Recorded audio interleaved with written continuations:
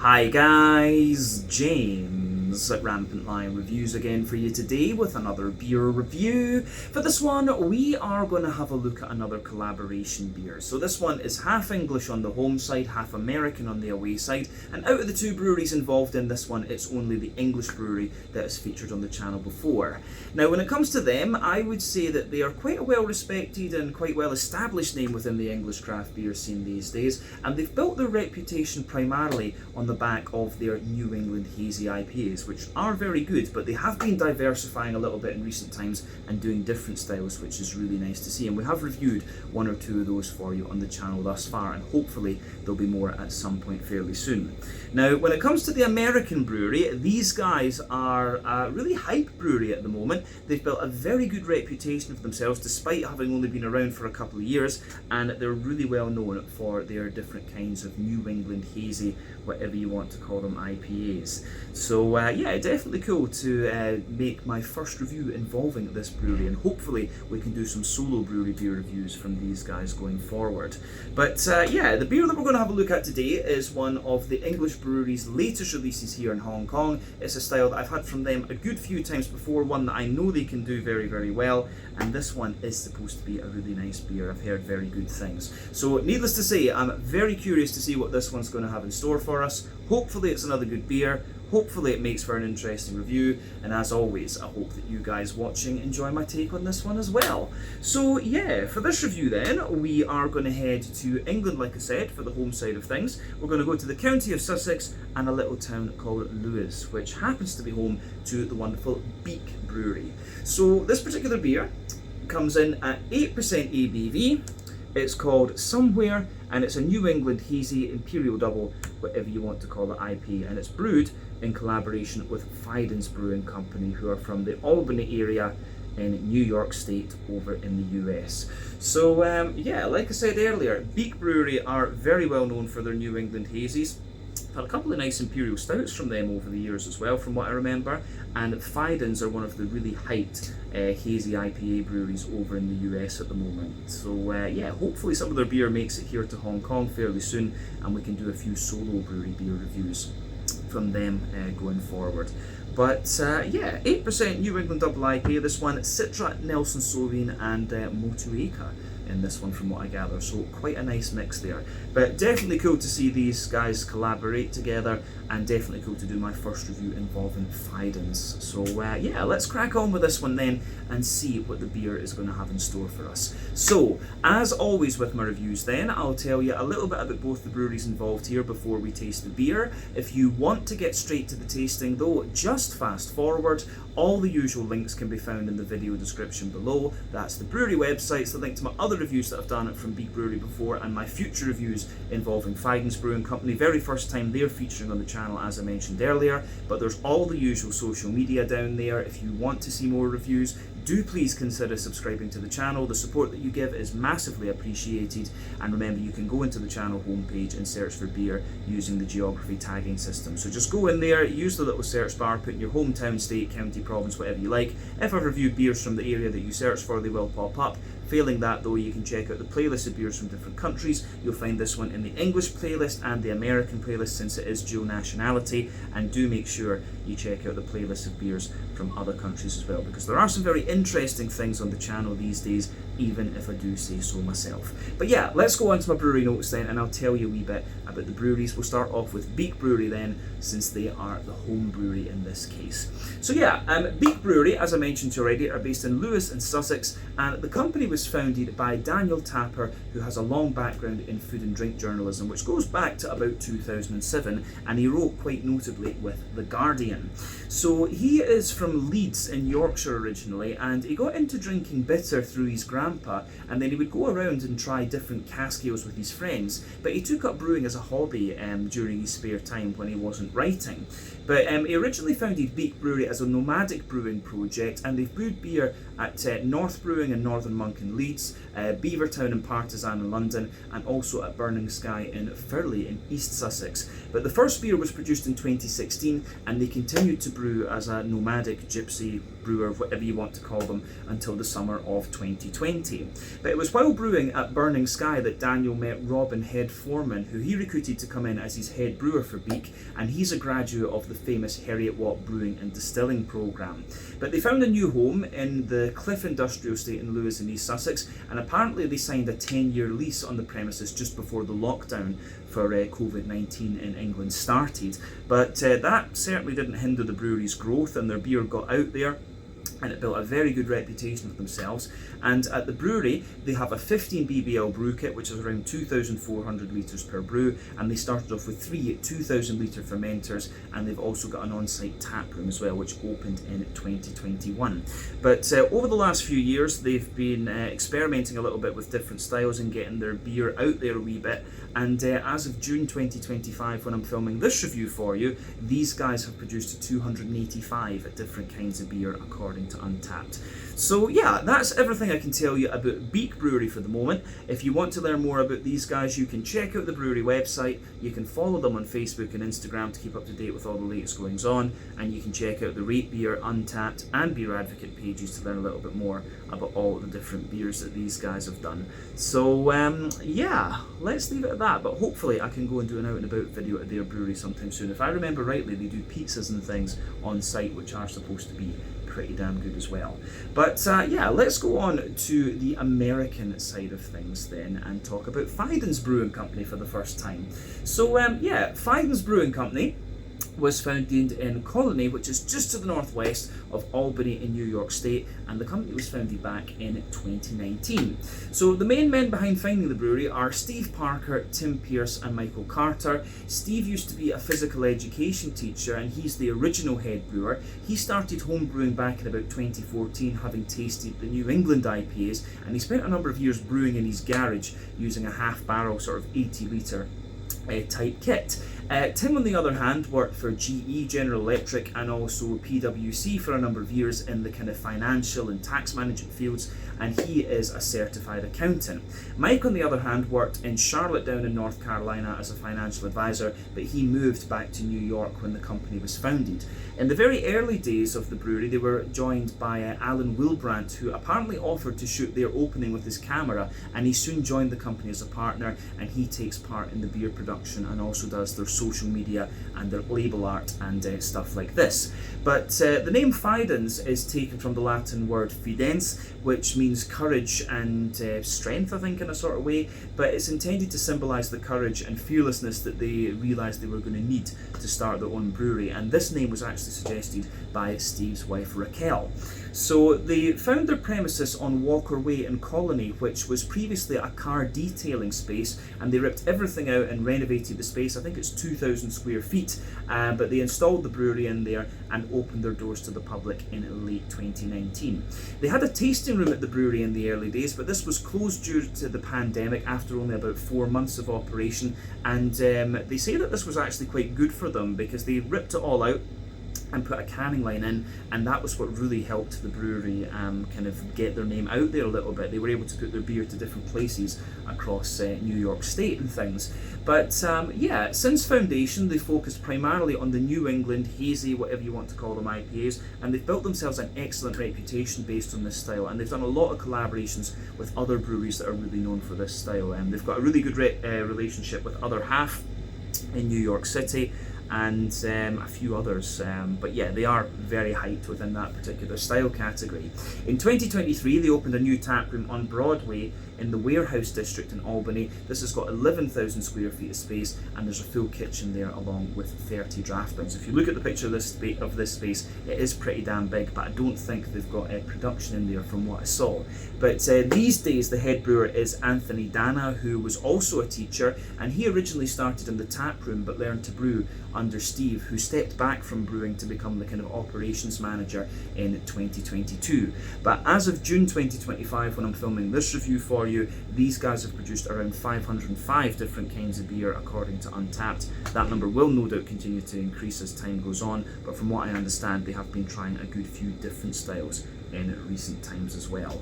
So yeah, that is a kind of brief introduction to Fidens for you. Their very first time featuring here on the channel, of course, so it's kind of cool to tick that box. But like I say, hopefully we can do some kind of solo brewery beer reviews from these guys fairly soon. But yeah, if you want to learn more about Fidens, you can check out the brewery website, you can follow them on Facebook and Instagram to keep up to date with all the latest goings on, and you can of course check out the Untappd page as well to learn a little bit more about all the different beers that these guys have done. So yeah, let's go on and have a little look at the beer itself then. So as you can see, this one is a 440 milliliter can, plain silver top on it of course, and it's the same style of artwork that we've seen from Beak before. I do like the kind of, it reminds me of the kind of sort of shape puzzles that we used to have in like primary school and things that you could build stuff with, like the houses, the squares, and they kind of clicked into place on the corner. It wasn't connects or anything like that, it was these kind of flat shapes I remember. But yeah, the artwork from the Beak Brewing beers quite often reminds me of that. But yeah, you can see the Beak Brewing Company text up there. There's the Fidens Brewing Company stuff too. And yeah, just a nice simple artwork there. I'm not sure exactly what the art on this one is meant to be, right enough, but yeah, it says this cutting edge double IPA is brewed with the modern legends at Fidens out of Albany, New York, saturated in the freshest Motueka and Nelson Sauvin, picked, air freighted and smashed into this beer in under a month for incredibly bright notes of lemon, lime and gooseberry, backed up by our juicy hand selected citra. Yeah, sounds pretty good. But yeah, 8% New England Double IPA. This one, we know these hops quite well. Motueka and Nelson Sauvin are of course New Zealand hops. Motueka is about 8% alpha acid and it's going to give you that lovely kind of quite juicy limey character. Nelson Sauvin about 16% alpha acid and it gives you that big white green grapey gooseberry sort of note. Love a bit of Nelson Sauvin. Can give you quite a piney resiny character as well. Then citra is of course an American hop, 14% alpha acid, lovely big juicy mango notes and a wee bit of that kind of lemon limey character coming out of it as well. So yeah, classic mix. We've had this before and I think this will work out really nicely. But yeah, let's get this guy out into the glass and see what we have. The Somewhere, a New England Double IPA, 8% ABV from Beak Brewery in Lewes in Sussex in England, in collaboration with Fidens Brewing Company from Albany, New York, over in the US. Let's do it. Ooh. I have to say that does look pretty damn nice. So there we go. That's it. Yeah, I like this one. I have to say it looks pretty damn soupy and gloopy, to be fair. So yeah, before the head disappears in this one, as I say, we've poured maybe about 80% of the beer out into the glass, 75, something like that. Lovely kind of half finger of a frothy, I would say, I think that's a cream coloured head rather than being perfect white, but it could just be the light. I'm reviewing this one in the evening. But yeah, you can see some kind of medium sized bubbles on the surface of the liquid there, and it just gets that little bit more foamy the further up the head that you go. But yeah, the way that this one goes together looks, well, it is very nice. That head is just fading away to be a kind of thinner, more foamy layer, and you've got that thicker ring around the edge of the glass there. But yeah, one or two big bubbles sticking toward the side of the glass and a few little ones going up toward the bottom of the head there. But yeah, it looks pretty nice, this one. Colour wise, I would say that this beer is kind of akin to a nice mango juice. I like comparing the New England IPA's appearances to different fruit juices because that really is just what they remind me of. But yeah, remember the colour of your beer depends on a few things. One, the type of malts that you use. This goes a long way to determining your EBC rating. Two, length of your wort boil is going to play a role because the longer you boil the wort, the more the sugar's caramelised and thus you get a darker coloured beer. But any barrel aging that you do or adjuncts you put to the beer will affect its colour as well. But you don't often have to care about that when it comes to the IPA style category. But in terms of the level of haze with this one, I would say that this is one of the soupier and gloopier New Englands that I've come across in recent times at this ABV. So remember, the level of haze in these beers depends on oak content, wheat content, and to a degree what yeast you use. That can vary from brewery to brewery and beer to beer. But yeah, it looks really nice, this one, actually. So yeah, don't think we need to say anything else about the appearance of this one. It looks pretty much as you would expect for the style. So let's go on then and have a wee look at the aroma of this one. I'm very curious about this. Oh yeah, right, straight away, the citrusy notes, the Motueka jumps out of this one at you, and the citrusy side of the Citra is there too. But once your nose adjusts to that and gets over the impact of it, the tropical fruit's there. But yeah, lovely green component to this one. You've got a nice kind of bready backbone as well. Yeah, the way that this one goes together, I think, is really nice in this beer. So aroma-wise, it gets a big thumbs up from me. Malt base comes across as being slightly more oaty and barley malt leaning, I would say. So yeah, let's just break down that aroma then. So as I've said to you in many New England reviews before, for me there are 6 elements to think about when it comes to the malty and yeasty side of things. So for me, there's 6 elements to think about in those. So you've got the kind of farmhousey, yeasty side of things and the rye leaning grainy character. Those 2 elements are a little bit more common in the New England brewed New England IPAs because the style started off as the farmhouse IPA. As it's moved to other places and evolved, the focus is a little bit more on wheaty bitiness, oaty creaminess, barley malt bread, and also the sweeter side of things. So yeah, this one, as I say, leans a bit more toward that barley malt and kind of oaty side of things actually. So let's just break down that aroma and describe it for you a little bit more in depth. So yeah, the backbone of the beer for me, it's got a lovely little bit of a kind of fresh, white bready character to it. So yeah, lovely fresh white bready character in there. Wee bit of like woody note to it. And you've also just got that little bit of kind of crackery character too. So yeah, quite a common backbone to the beer. But actually, the thing that dominates the malty side of the beer is the smoothness of the bread and the creaminess of the oats, really. So for me, there's maybe a little tiny hint of like, you know, fresh wholemeal brown bread, but for the most part, the bready backbone of this beer is like a really soft, fluffy, fresh white bread. You can smell a little bit of the wheaty character coming out of this one as well, but I noticed on the side of the can there it says there's dextrose in this, so that's probably the reason why the bread is coming across. It's just having that little slight touch of sweetness to it and the really kind of thick, fluffy smoothness. But yeah, you definitely get a little bit of the wheaty character out of this one, particularly at the back of the nose. You can smell a wee bit of that wheaty, bitey note in there. But you've also got a really dense white bready character from that side of things too. And the oats are in there as well, and the oats come across really nicely. As I've often said in the New England reviews, the oaty character can be a rough indicator of how fresh your beer is. Essentially, the creamier the oats smell and taste, the fresher your beer is, the drier they are, the older it is. This one's in pretty damn good condition. I think, does it have a canned on date? 20th of May 2025, so we're drinking this one just when it's about a month old actually, so that's, or a month after it's been canned I think.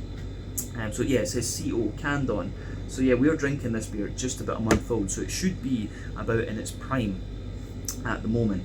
But yeah, the oaty creaminess in this one is spot on. You've got a lovely little bit of like Werther's Original butter candy butterscotch in there. Yeah, lovely little bit of Werther's Original butter candy butterscotch, wee bit of McVitie's Digestive biscuit as well. But yeah, the way that all of that kind of pieces together in this beer, I think is very, very nice. So it gets a big thumbs up from me. Yeah, it's awesome stuff actually. The malty side of this one I think goes together very well, but quite oaty, you get a wee bit more sweetness out of it the more that you smell of it. I think we can leave it at that. But yeah, the yeasty side of the beer then, for me, the yeasty side of the beer, it comes out at the back of the nose. It's got a wee bit of brown bready character to it, a lovely big kind of fluffy white bread as well, and then it's also got a really yeah, it's also just got a little bit of like a woody, crackery, like bread crusty type note to it as well. So yeah, the yeasty side of this beer I think is very, very nice. So yeah, that gets a big thumbs up from me. Yeah, I think we can leave it at that for the yeasty side of things. Let's go on and talk about the hoppy side of the beer then to kind of round off the aroma. So as I've told you in many a New England IPA review before, there are 3 types of hoppings that you can do when you're brewing an IPA. You have the early edition hopping, which takes place within the first hour or so of the wort boil. That gives you the vast majority of your bitterness and a deeper, danker green component. You've got late edition hopping, which takes place within the latter half hour of the wort boil. That gives you a little bit of bitterness, but mainly flavour and aroma, and it's going to give you mostly a bright green component. Then you've got dry hopping, which takes place in the latter half, the dry hopping takes place after the wort boil is complete, and that's all about flavour and aroma, and again it's going to give you a very bright green component. New England IPAs tend to rely on late edition and dry hopping, which is why they're softer and more juicy. West Coast IPAs use all 3, which is why they're deeper, danker and more oily. But yeah, the green component in this one actually is really quite nice. You've got a good balance here between the kind of floral and the grassy notes. There's a little touch of earthiness to it, but it's also quite oily, which makes me think, yeah, there's got to be some cryo oil or something like that in here. But yeah, mostly floral and a nice sort of grassiness and zestiness to it as well. But yeah, lovely sort of fruity notes coming out of the beer. So yeah, the way that all of that pieces together is lovely. So fruity side of the beer then, for me, there's the fruity side of this beer. For me, you've got a lovely kind of there's a slight touch of peach to this one, which will be the Citra, of course. Big juicy mango, softer, sort of softer, big juicy mango, passion fruit in there, apricot, and lovely pineapple coming out of this beer as well. But of course, the Motueka and the Nelson Sauvignon are definitely here. So you've got that big white, green, grapey, gooseberry note there, and that becomes, the more that you smell of this one, the more that aroma becomes noticeable, if you like, or becomes more pungent, I guess you could say. But on top of that, yeah, you've got that big, juicy, limey character that you'd expect from the Motueka. But I will say, the aroma of this beer is absolutely lovely. So as I always say, take a little bit of time to just enjoy that before you get stuck into it. But yeah, this is a very kind of nicely balanced. It's got a good balance between the kind of citrusy and tropical side of things, and it's got a good balance as well between its oaty and barley malt sort of character. But yeah, I do have high hopes for this one, let's just say that. But yeah, this one is the Somewhere, an 8% New England Hazy Imperial Double, whatever you want to call it, IPA from Beak Brewery in Lewes in Sussex in England, in collaboration with Fidens Brewing Company from Albany in New York State over in the US. Let's get stuck in. Slàinte, skål, cheers.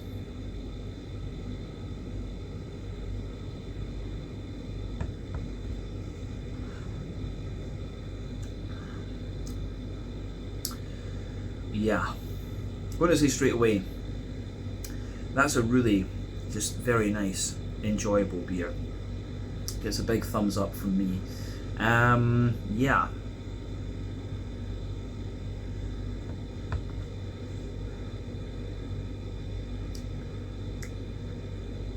Ooh.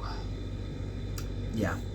I will say, this one, the flavour that you get out of this really kind of concurs with what you'd expect on the basis of the aroma. Like, yeah, it's got that big oaty creaminess in the middle of the palate, lovely mix of the fruits, and then yeah, your green component's very smooth.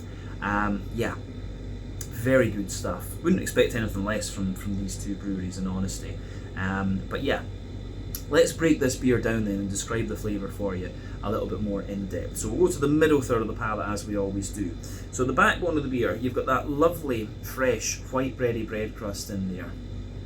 As you move further forward on that middle third of your palate, you've got a wee bit of a more kind of woody character coming out of this one. And on top of that, there's some Jacob's cream cracker as well.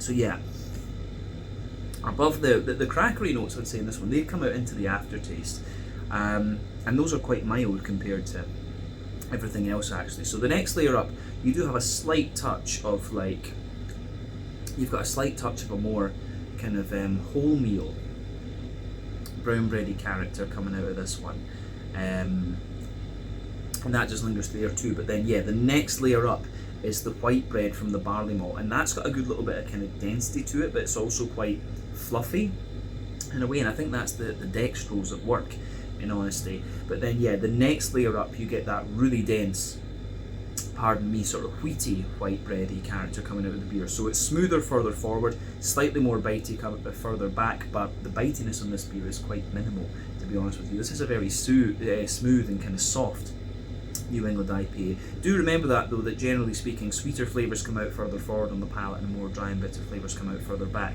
But yeah, down the middle line of your palate, you've got a nice kind of oaty, creamy sort of character in there, and then moving out toward the edges of your tongue, you just get that little bit of dryness from the oats. But the oats are very smooth in this one, and this is, again, a very, very fresh beer. It's only about a month old, which is quite impressive when you think where it's reached me in Hong Kong and it's come from the south of England. And I've actually had this one in the fridge for, I don't know, at least a week, something like that. So this one arrived in Hong Kong when it was about 2 weeks old, something like that. But yeah, on top of that oaty layer then, there is a little bit of sweetness in the middle of your palate there. So let's just have a wee look at that.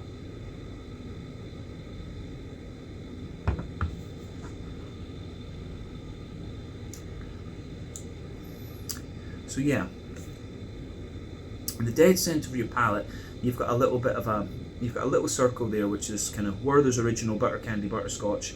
Then there's a wee bit of like McVitie's digestive biscuit just surrounding that. But as I say, the sweetness that you get from that is kind of minimal, in all honesty.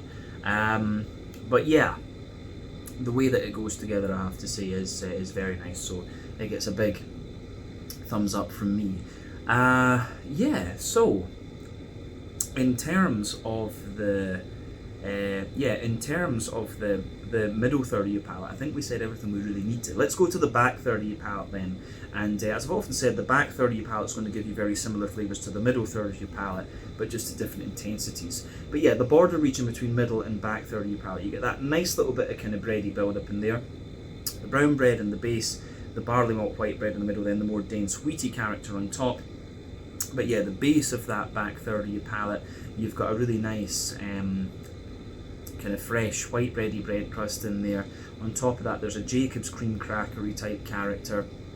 You've got the brown bready layer in there, which feels a little bit lighter, taller and more airy. Then above that, you've got the white bready barley malt layer in there, which again feels a little bit lighter, taller and more airy. Those two layers are slightly drier, of course. And then yeah, on top of that, you can feel the wheaty character just creeping over the top there. The wheat actually gives you a little bit of bitiness, and you can also feel the oaty side of things just kind of creeping over the top of that as well. So yeah, that's quite nice. And above everything else on that back third of your palate, you've got the yeasty side of the beer. So let's have a wee look at that yeasty side of things.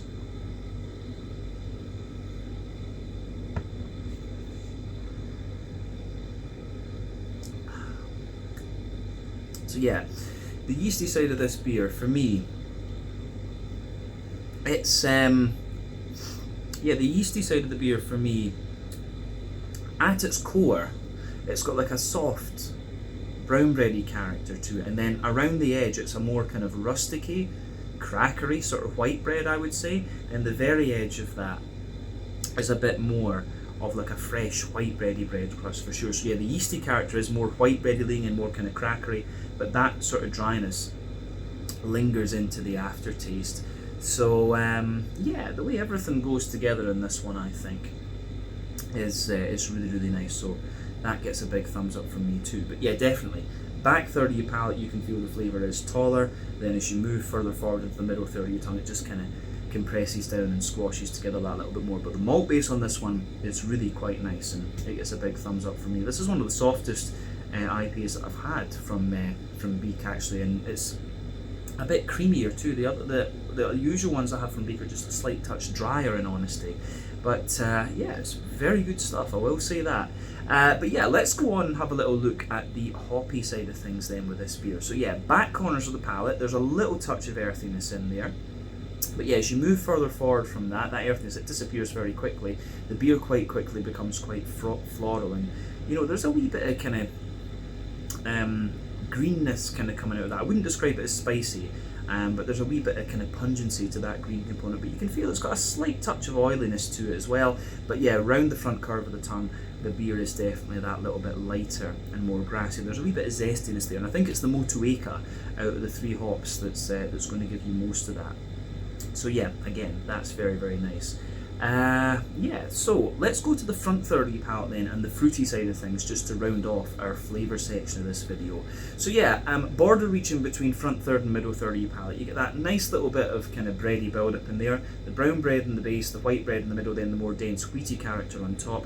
The base of that front third of your palate in this beer, you've got the fresh white bready bread crust in there, the Jacob's cream cracker, the very slight layer of brown bread, the fluffier white bready barley malt, the more dense wheaty character, and a wee bit of the smoother oat just creeping forward as well. Then on top of that, you've got a lovely kind of more oily, you've got that lovely kind of oily bubble where the juicy fruity esters just roll their way out the beer. So let's have a look at the fruity side of things in this one then. But I will say, if you know these hops quite well, this beer, it's not doing anything surprising on the fruity side of things.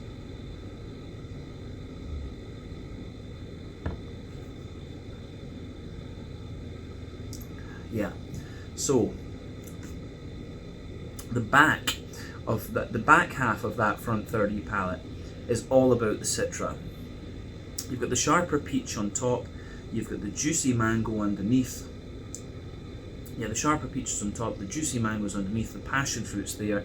Then as you move to the middle of that front third of your palate there, it's got a wee bit of drier apricot in there. I think the pineapple that I was picking up in the aroma really isn't there in this one yet. For me, it's peach, mango, and then a bit of passion fruit underneath, and a wee bit of apricot further forward. I think that describes the tropical side of this beer well. But the more that I drink of this one, the more it's leaning toward that citrusy side of things. So as you move into the front half of that front third of your palate, you have the you've got the kind of Nelson Sauvin oiliness coming out of this one. So yeah, you can feel that lovely Nelson Sauvin oily character coming out of this one, then a more limey, zesty type character to it as well. So yeah, the way that all goes together in this one gets a big thumbs up from me.